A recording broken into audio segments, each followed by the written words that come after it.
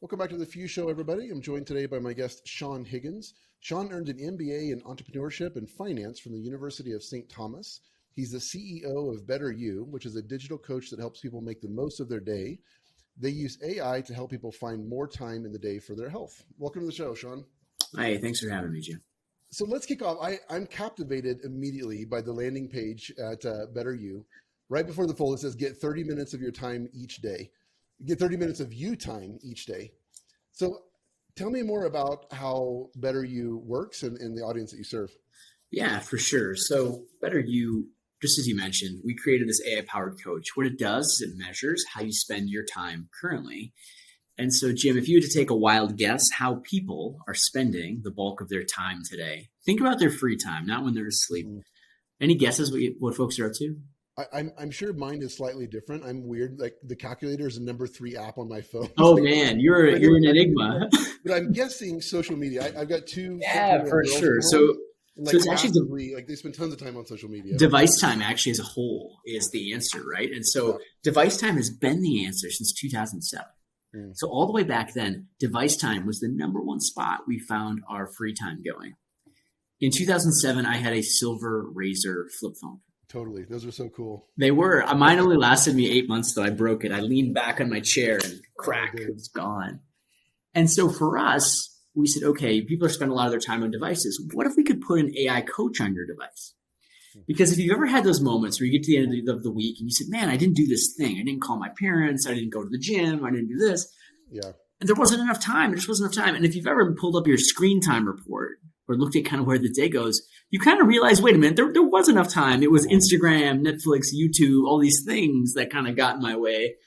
And so we said, if you just put an AI on your phone, it could measure how you're spending that time. It could link it to the goals you care about, like calling a friend, going to bed at a reasonable hour, whatever it is.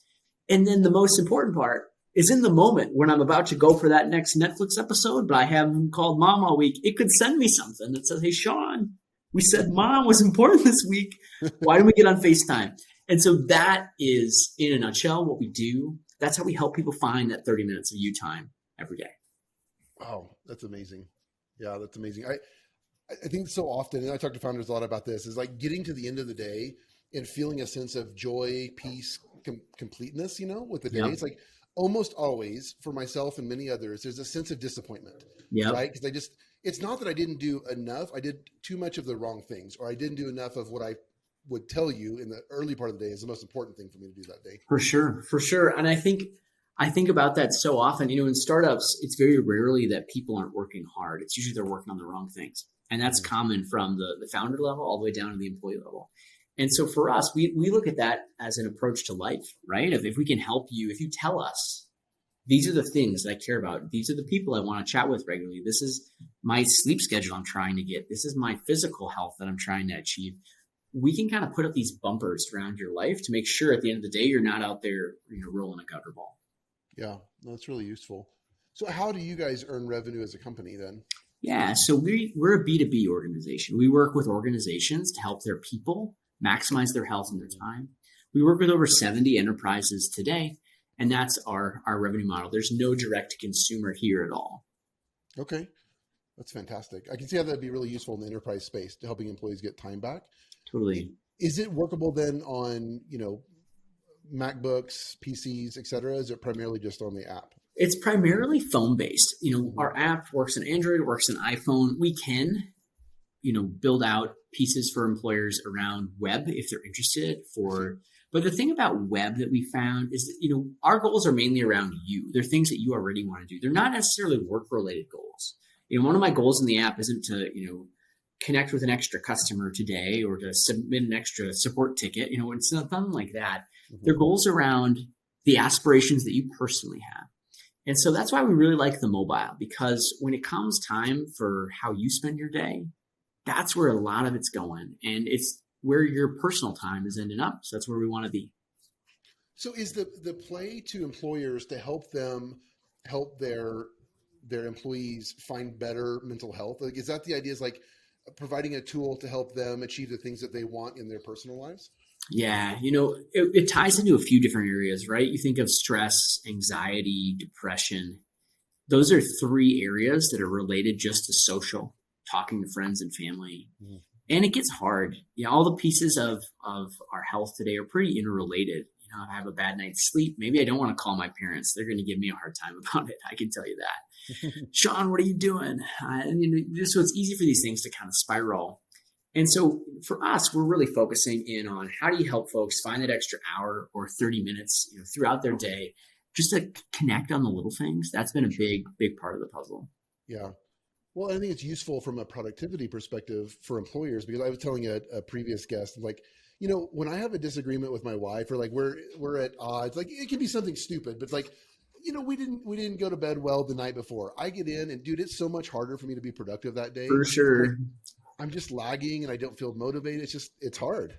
Oh, brother. Absolutely. Right. Things compound and they can start to slip. So employers really like a tool like ours from a couple of reasons. One, they want to show that they're putting their best foot forward when it comes to employee mental health and resilience, right? The burnout issue is very real for a lot of folks. They want to make sure they're getting out in front of it.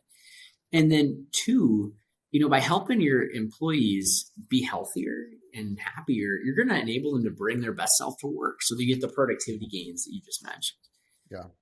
That's awesome. We're seeing a dynamic shift in the industry as a whole. And our industry is like basically customer support, back office outsourcing. Yeah. And these legacy companies have hundreds of thousands of employees, virtual sweatshops, don't care about employee wellness hardly at all, don't pay well, et cetera. And there's this new crop of companies that are coming up that care not only about their employees' wellness, but their vendors' employees' wellness as well. And we're seeing this huge shift in priority for mental health. So I love that there are organizations like you out there that employers can use to help their staff have higher levels of mental health. I just think that's brilliant. Absolutely. The funny thing for us, as we were building this or coming up with this idea, we almost didn't realize kind of what we had. For us, with a lot of people who use the product, the number one thing they talk about, they say, Sean, it's really great because the app logs it for me, right? It logs if I called mom, or if I went to bed on time, if I got off Netflix, if I went to the gym. And so all of the things that we measure are measured in the background. It's not you going in and checking boxes. And that's a really big thing for so many people. I think about even the ones that are trying to put their best foot forward in wellness, it's hard. I mean, if you've ever done like a challenge where you go into an Excel sheet and enter a number, or a lot of the apps that I think were really early pioneers, like the MyFitnessPals, where you're going in and checking boxes, it gets tough after a while. For sure. And I don't know if I've ever met someone who woke up and said, all right, let's check some boxes today. So giving them an ability just to like have it in their back pocket, have it kind of be keeping up with them, so they're not spending their time keeping up with it. That's been a big draw, and an unexpected draw. It might sound obvious when you're hearing it, of course, that would be the thing. But when we started, we thought it'd be much more about being holistic, having a lot of different options, and less about that convenience or ease factor. But that turned out to be the biggest thing, arguably. That's awesome. Yeah, that's so interesting. I want to change gears and go and dive into your past a little bit. Sure. So class of 2016 Techstars. That's right. I'd love to hear about that. And then your first startup was Ilos. Is that fair to say? That's correct. Yeah. And that was acquired, right? Correct, by Paylocity. Okay. So tell me about that venture and starting with Techstars.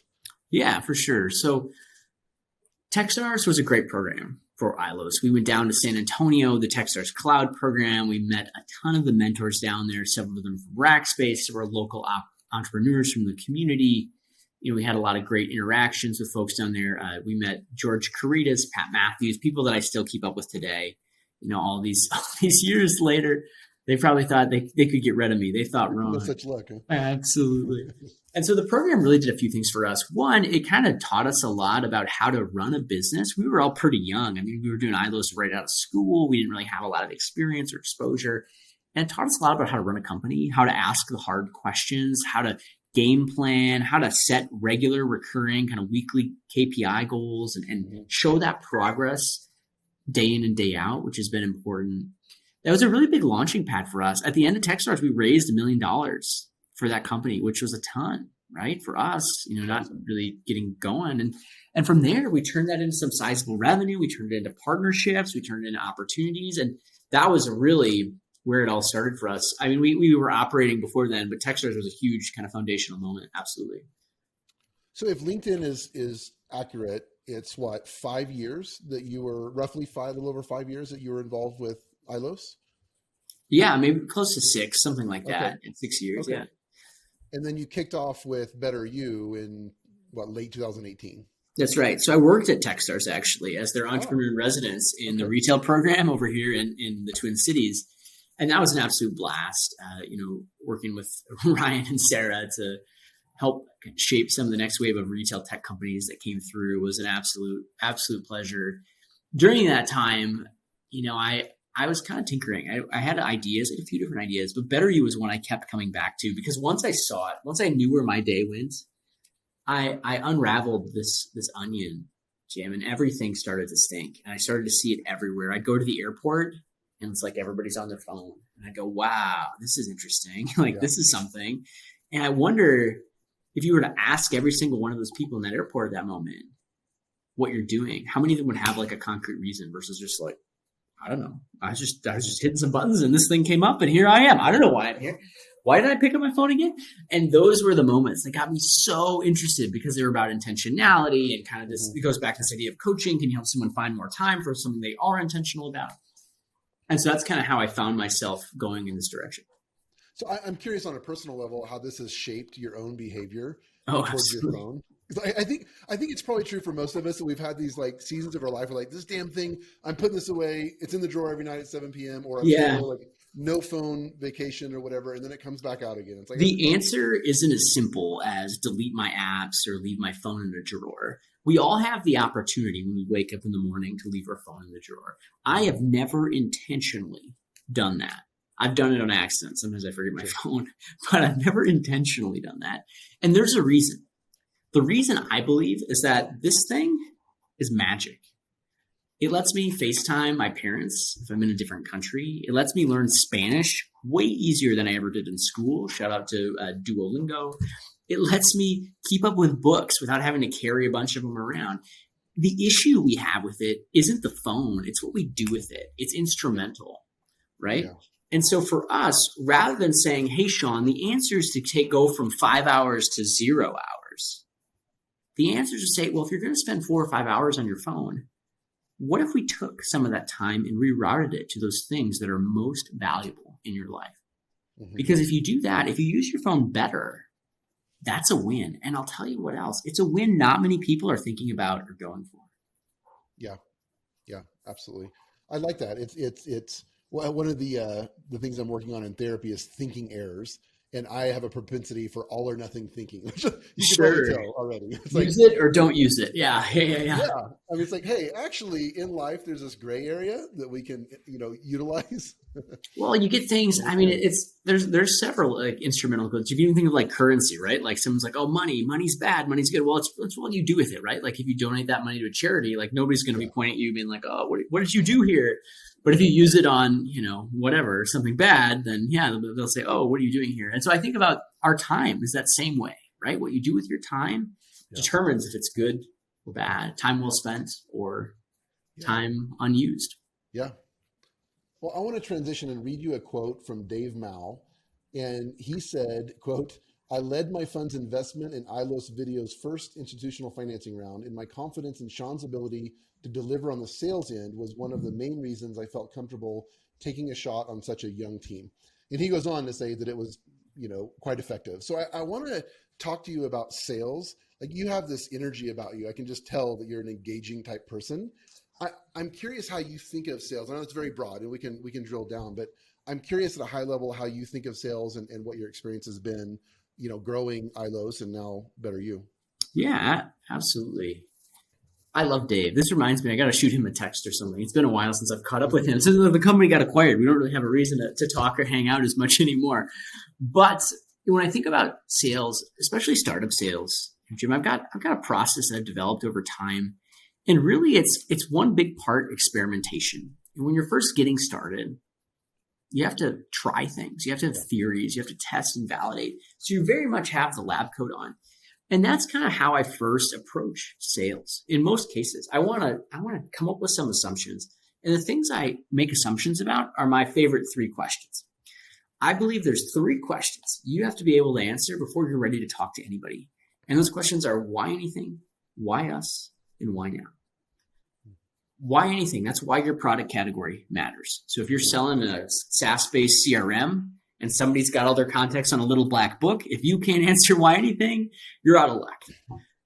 The why us is why you should work with us instead of with a different CRM company like a Salesforce or a HubSpot, etc. I don't actually have a CRM company, but And then the future. Then you never. I don't think I'll go that route, but maybe. The last one, of course, is why now. This is the one most founders struggle with. Why should you work with me today instead of in 6 months? This could be a play around loss aversion. This could be something that you're going to get by signing up now. Well, we're going to get you, an extra few months free, or you're going to be on this insider group and get better support than the next guy that comes in. Those could all be viable reasons. So it's those 3 questions. And what I do is I come up with theories around those 3 questions, and then I test them in the market. I get at bats with customers. I'll do outbound outreach, reaching out to folks. The thing that was really powerful for me, I never intended to go into sales. That wasn't my thing, right? When I started Ilos, we thought I was going to be the finance guy. And I very quickly learned that in a team of 3 people, the finance guy has absolutely nothing to do. There is nothing. You pay the one bill and you're like, well, your feet are up on the desk. And then one day it hit me. I saw our product person drawing up a feature. I saw our CTO kind of hammering out some code. And I thought to myself, but who's going to talk to the customers? And I looked at them and I'm like, and who's going to raise the funding? I looked at them and I'm like, who's going to recruit people? And I'm like, I looked at them, I'm like, they're going on. I'm like, it's probably not. And I'm like, oh man, I have to do a lot of these things, these the social elements of the business, which is fine. And so that day I sent, 15 emails to random people I thought were really relevant for our business. And I did that every day for a couple of weeks. And it took me almost a month, Jim, to realize that I should have been following up with those people I had emailed one time 30 days ago. And that was really where I started to kind of build out my process and outbound chops. It was very much, I learned through a lot of tough experiences in the early days. Yeah. So I'm curious to ask you a question that's personally applicable, but I think will be really useful for our audience as well. Actually, a couple things come to mind. So the first one would be, what are your thoughts on the founder or one of the founders being the initial account executive, being the initial one to sell, at least to close? And if yes, if that's wise, for how long? Yeah, I love it. The problems we have today are rarely solved by someone we haven't met yet. And so you've got to figure it out, at least a little bit, at least your first couple, right? Yeah. You have to understand why people buy, because this is what happens when you bring someone on and they struggle, and they will, even if they're the best, they will have moments of struggle. And they turn to you and say, how should I think about this differently? If you can't help them, they're stuck and you're stuck. And so for me, I've always said, okay, you want to have one of your founding team members be that person getting those learnings, because that is the fastest way you will learn. Your business development rep gets more conversations with the right title than you as the CEO ever do. Hardly seems fair, right? You'd love to have those conversations probably. So have them in the early days when you actually can. And so I really encourage that. In terms of how long, it really depends.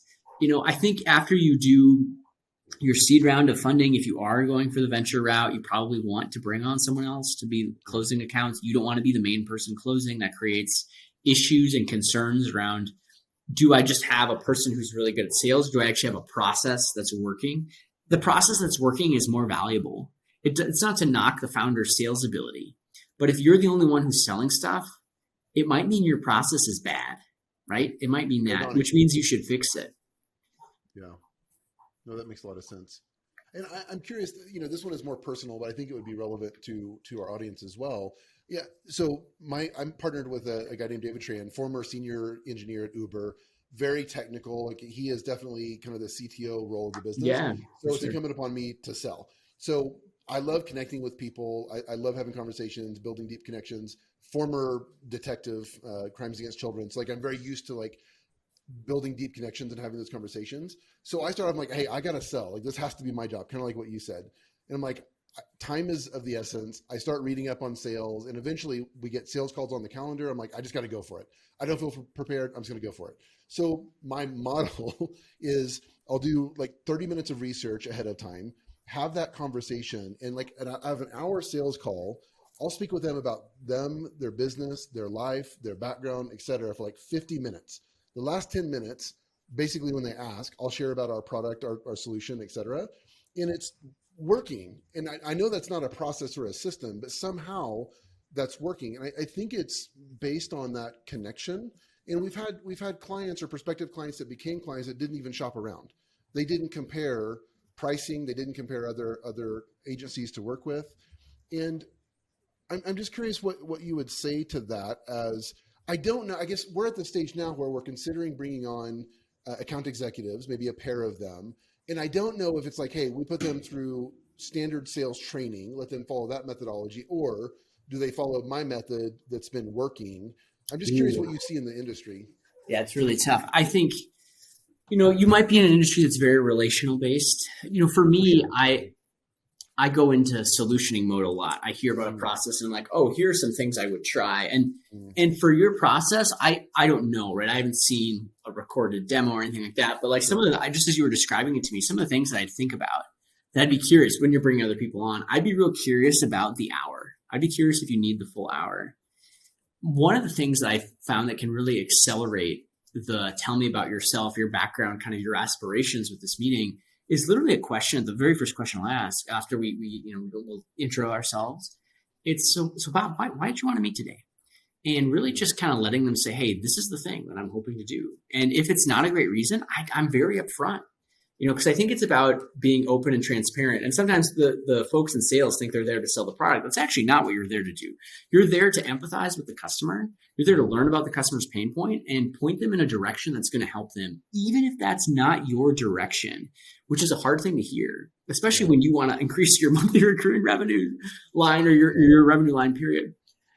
And so that's kind of an approach I've always taken. So I ask, why do you want to meet here? And they might tell me something that's relevant to our product. Hey, my wellness program engagement's really low. I'm getting like 7%. And I would say, well, Bob, here's what we're doing with a couple of our other customers, H&R Block, Line of Health. Here's how they're getting 20 to 30% long-term engagement. And I'll walk them through just literally the plays. And some of those plays aren't even us. It's like the communications they're running. Here's how they got the word out. Okay, then once they get in the app, here's what our app is doing. We can dive in there a little bit. We'll show you how that works. All of it makes sense. And the thing that's most interesting for us, we really anchor around this, like, why do you want to meet? And then what's important? As you're thinking for a solve here, what's important? What else is important? Which of these is most important? Because invariably what happens in your conversation, when it comes down to, hey, let's work together, usually there are objections. And sometimes it'll be around price, or sometimes it'll be around this feature or this capability that you didn't mention. Maybe you don't do it. And that gets people really scared. They think, oh no, like it's all over, the deal is lost. But what's awesome about the framework I just mentioned, you anchor back to where you started. Bob, the first thing we said was you want to find something that boosts engagement. And the most important thing there was an app that was easy to use. That was the number one. Now we went through our app and you said it was one of the easiest ones you've seen in the market. He says, yeah, that's right. Great. And then the number two thing was, maybe it was around price. And you said, yep. And you said our price is really affordable. Absolutely. And now you're asking us if it can come with the company logo. That wasn't one of the things we talked about. Should we add it back there? Should we revisit? And you'll find out that a lot of the things people ask about, they're just fishing, right? They're just seeing what's going to bite on the hook. And if you've got something for them, classic mistake in sales people early in their career, they do the demo, they throw out a quote, and then the other person doesn't say anything and they give something away. Very common mistake. Very common mistake. Because the moment you do that, and I'm a tough prospect, I guess, because I do this intentionally. I don't say anything after the price because I want to see who I've got on the phone if they're going to give me something. The moment they do that, I'm like, wow, what else does this person have for me today? Like they just gave me something. I didn't even do anything. This is great. Yeah. And so you want to be careful about that, right? You want to be, it's a give and take kind of scenario where you want to be adding value no matter what. But you don't want to be just giving them, hey, here's an extra discount. Hey, here's an extra feature. You want to make sure if you're doing that, it's linked to something meaningful. So those are a couple different tactics that I like to think about as I'm building out my demo. Really anchoring up front with some of those questions. Why do you want to meet? What's important to you in a solution? Assuming they're relevant on that side.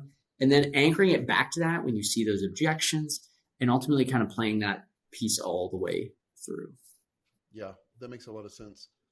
When it comes to aligning incentives and hiring AEs, one of the things that you just mentioned is effectively what I think I hear you saying is you don't want them to be so married to the outcome that they're not willing to say, hey, we actually don't think we're the best fit for you. We think this company would, or for whatever reason, we don't think we're the best fit. Yeah. So how do you think of aligning incentives with AEs? I mean, are we talking like a little bit higher base, a little bit less commission, or like how do you avoid this situation where they're just so dang hungry that they're like trying to Yeah. fill something? I think you do. I think you can still do close to 50-50 split base commission. I think you can still do that.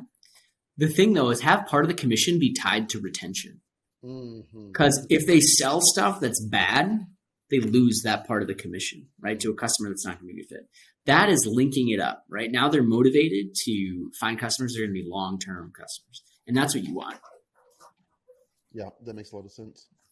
So did I read correctly that you led finding sales partnerships at Ilos? Is that? That's right. Yeah. $0 to $1 million annual recurring revenue. So what's the magic sauce there in terms of forming those strategic partnerships?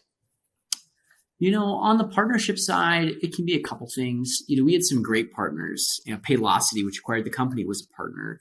Lessonly, which just got acquired yesterday, was really? a partner. Yeah, out in Indy. Max and Connor and company doing some really special stuff.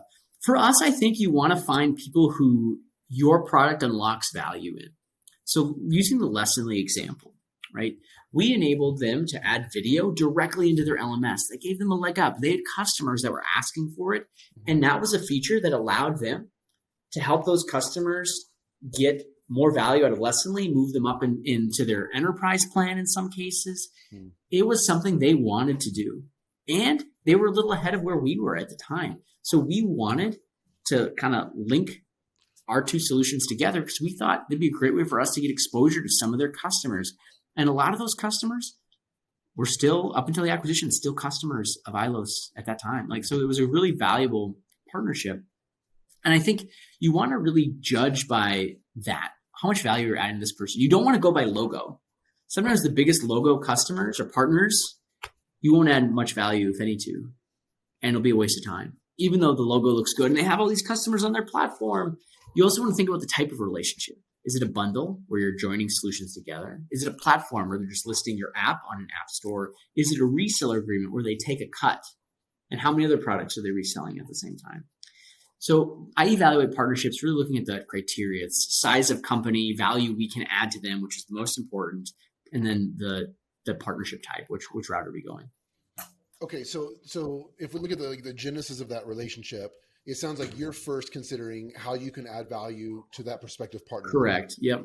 And then is that kind of how you start the conversation with them? Are we literally talking, you send an email? Are you trying to meet them at a networking event? Or usually I do a lot of email. Sometimes I'll do LinkedIn or Twitter, right, for outreach. I learned early on that if you're not hearing no regularly enough, you're probably not asking enough people for stuff to help, on that side. So I reach out for things. I'll reach out to people I probably have no business getting a hold of. Certainly back in the day, I had no business getting a hold of these people, but some of them respond, and then you connect and you make relationships. I mean, sure, certainly we met people out at conferences. We would do pitch competitions where we do very well and we get people to connect with us there. But never be afraid to send a really well-written email. Have a strong justifier why you're reaching out. If you do that, people respond. That's a natural segue into this question that's been on my mind, and this is one of those personal ones, but I think is applicable to a lot of people as well.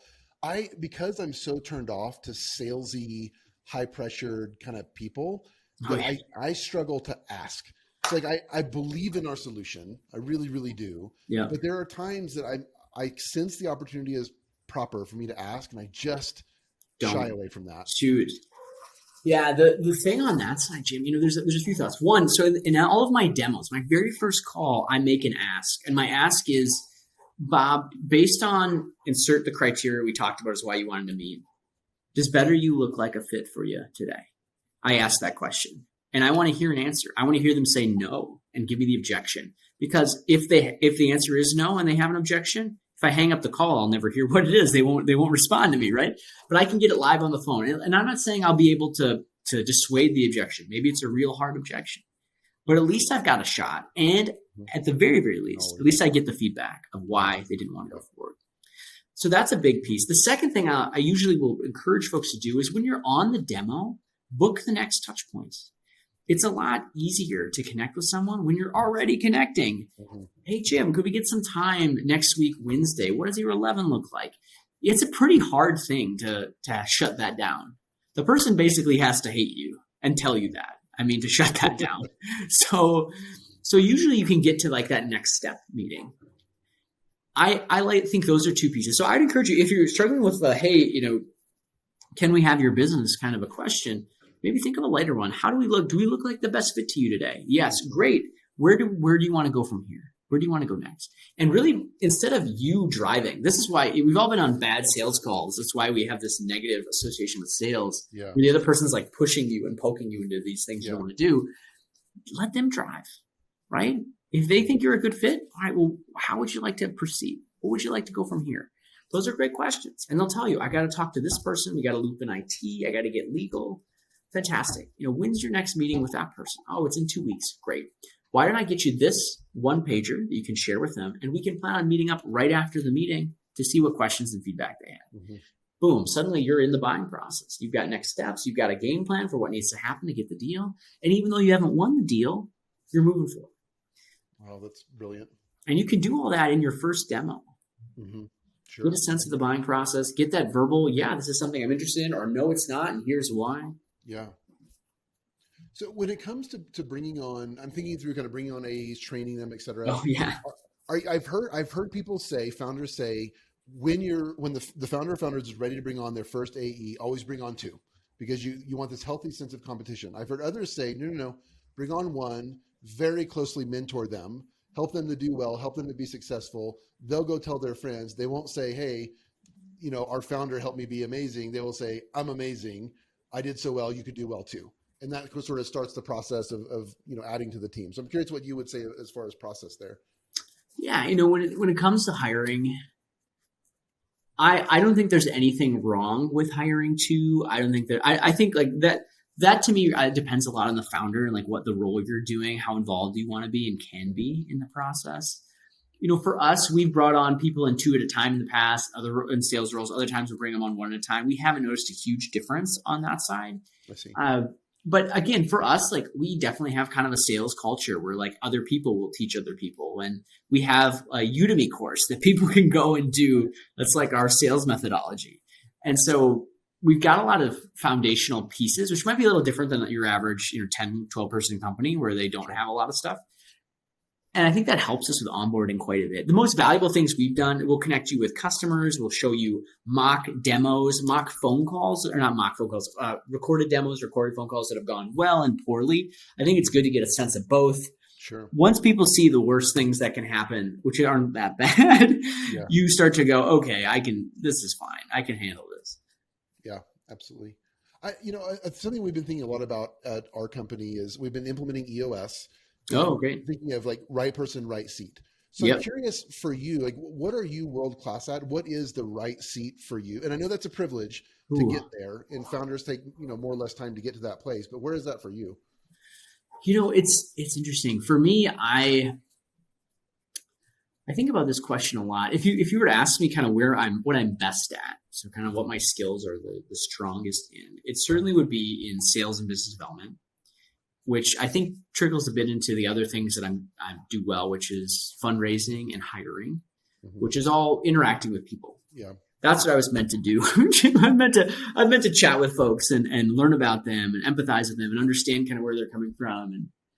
And it's fun. It's the way I look at business. It's almost, I don't actually look at it as work, which isn't always healthy. I'll throw that out there. It's not always healthy, but I don't know. I always kind of look at it like I'll get to hang out with like my friend at this company or at that company and like hear how they're doing. And I don't know, you just get so genuinely caught up in how other people are doing, and you root for them always, even like if they don't get to hear it or see it, like you're just kind of always in their corner, which is fun. It's you have a lot of these relationships, and if you like connecting with people, if you like having a good conversation, sometimes that's all there is to it, right? You get to make those moves. So those are the things I'm really, really good at. In terms of what I'm building, kind of the right seat for me, I'm getting more fluent on the product side. Over the last 3 years, I've been researching and studying a lot in behavior design, working with various thought leaders. We've got Dr. Tommy Koo on our team, who's an expert in social psychology and how how we as people evolved around from a health perspective and why that translates into different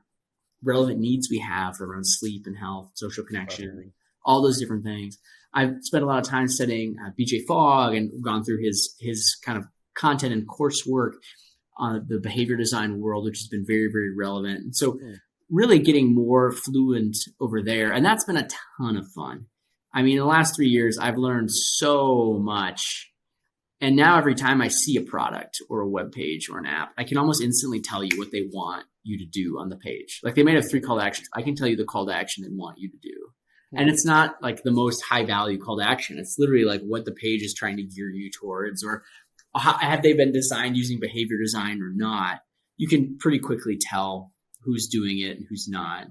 And it's an advantage. I think I don't know, in the world of health and wellness, where there are a lot of solutions and people are talking about clinical issues and preventative issues, having a lens that no one else has, it's a leg up for us on the competition. Sure. Yeah. It enables us to better problem solve, even when it's not us. That's the solution. Yeah, that makes sense. If you can think back to your earlier days at Ilos, how did you make that decision? One of the things that's difficult, I think, for most founders is, I think most founders fairly early identify the right seat for them. They kind of just know. They get experience, multiple different areas of the business, wearing a lot of different hats. They excel in one area. They kind of figure out, like, I'm pretty good at that. Like, I think that's my thing. But then the problem is, with the challenge of the founder world is, there's just so much to do. And as the team evolves, there's not always somebody to put in those seats. So how do you look at that? Like, what would you say to founders that are like, maybe they're in operations and they're trying to get into sales, right? That's the right seat for them, but they just can't let go over here. How did that process work for you? Yeah. I think there's kind of 2 lenses.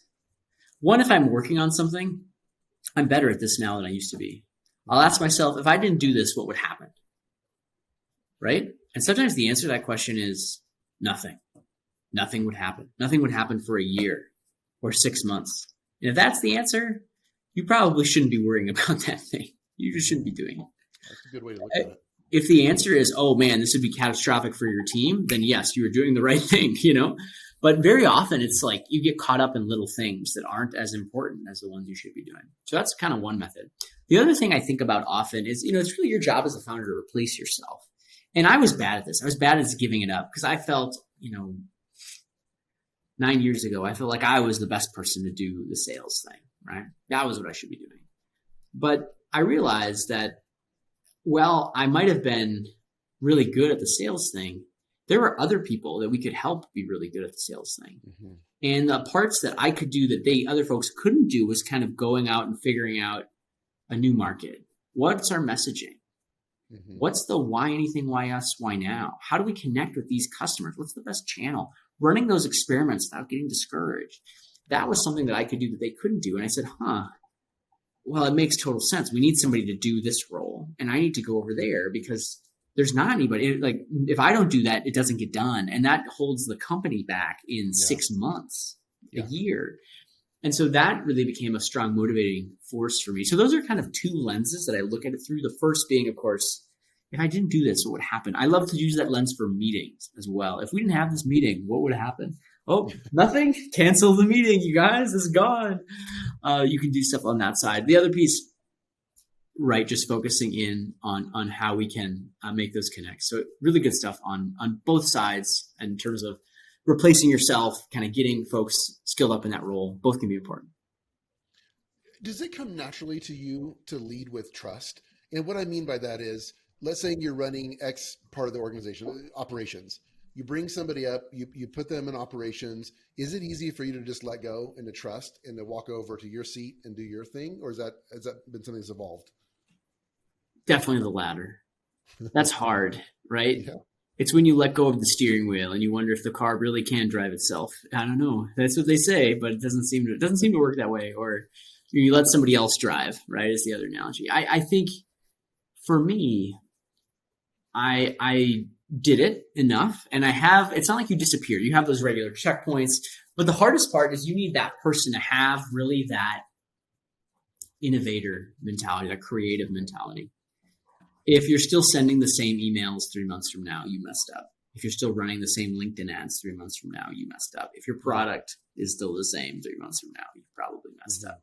And so thinking about that, you want to be ideating. You want to have a theory. It's okay for your theory to be wrong. It's never okay to not have a theory. How can you improve your lead rate? How can you close more deals? Have a theory. Have a theory. If you're leading sales, if sales is your job, you have a theory. That's all I ask. And it takes time to train folks in and kind of build up that mentality of, I have a theory. I'm going to test things. I'm going to iterate. But once you do that, it's amazing. I can't even tell you. At BetterYou over the last month, we've probably run 50 different tests in our business. Some of them are outbound outreach. Some of them are product tests. I mean, we have teams that'll run 4 to 8 tests like in a week, and they get measured outcomes and see what's happening. And, oh, we should run this notification, not that one. Oh, we should build this feature, not that one. Here's what the users are telling us. So I think that part, if you can get to that, it's a lot easier to sleep at night as the founder CEO. Yeah, no question. Yeah. Well, Sean, you've been really gracious with your time. I want to end with this. You've spoken in the past about founder burnout. Yes.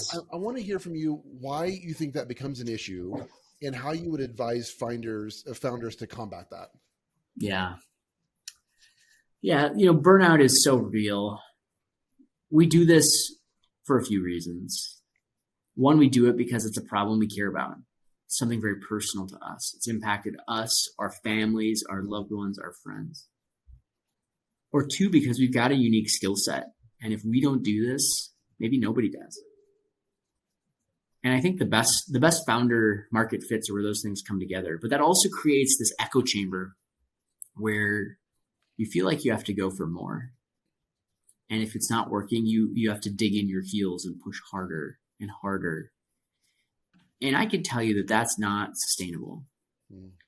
That it's possible to build something valuable, but if you're not taking care of yourself along the way, you realize what you're building isn't really what you want. You don't want to live that way. Yeah. And so I always recommend for founders a couple different tips. On the one hand, I always say, set a positive example for your team. Limit the use of, especially with chat right now, limit the usage on Slack. I would actually encourage you not to use the online, set everybody to do not to away, and then they can still message. And it makes Slack much more asynchronous. It's designed to be asynchronous, but having that green chat bubble makes it feel like you have to be on. And if you get that Slack at 7 p.m. or 11 p.m., it feels like you should respond to it. Don't. Let it be there. It's designed to be asynchronous. And if you set yourself to away, I bet you won't even notice the message you got. There are very few actual emergencies in your company.